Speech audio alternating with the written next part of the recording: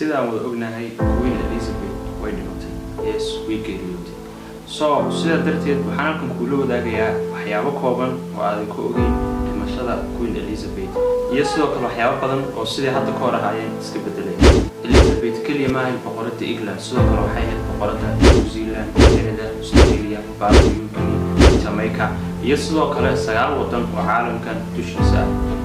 So maadaama hadda ay tagtay wax walba waa inay sidoo hore iska bedelaan.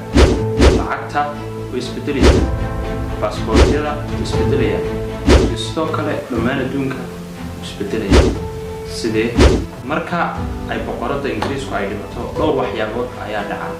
waxaana ka mid ah koow wiilka ay dhashay ee curadka wiilkeeda curad ee ugu weyn ayaa ku noqonaya boqorka cusub ee wadanka, waana sababta hadda King Charles uu yahay boqorka Ingiriiska. sidoo kale lacagta way isbedelaysaa, waxaa la joojinayaa lacagta la daabacayay ee lagu daabacayay sawirka Queen Elizabeth iyadoo hadda loo bedeli doono King Charles III. balse ha ka welwelin, lacagtii hore weli way shaqaynaysaa.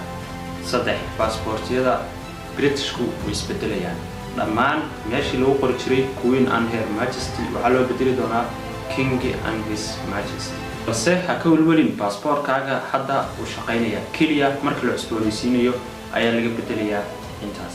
Number 4 British National Anthem, heesta calanka ee Britishku way isbedelaysaa. halkii markii hore ahayd God Save the Queen, hadda waxay noqonaysaa God Save the King.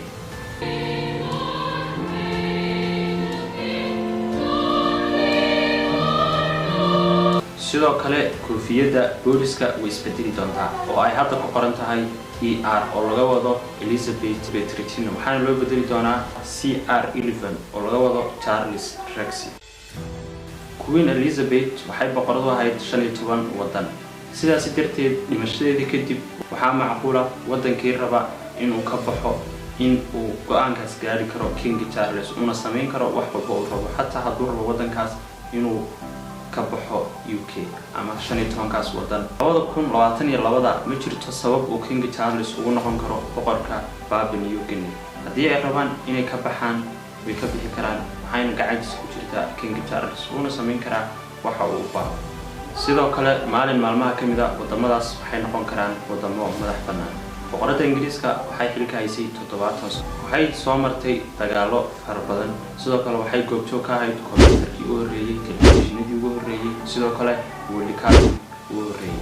balse hadda maadaama ay dhimatay wax walba waa inaad aqbasho. dhimashada Elizabeth wax walba way iska bedelayaan, ka bilow koofiyadda booliska ilaa iyo adduunkan oo dhan. taas caddeynteedu waxay ku tahay noolow maalin uun adduunkan waad ka tegaysaa. wax walba aad tabacday, sharaf kastoo aad lahayd, magac kastoo aad lahayd, waxaa tahay maalin uun kii adduunkan uu magaca ku lahaa, maalka ku lahaa iskaga tag.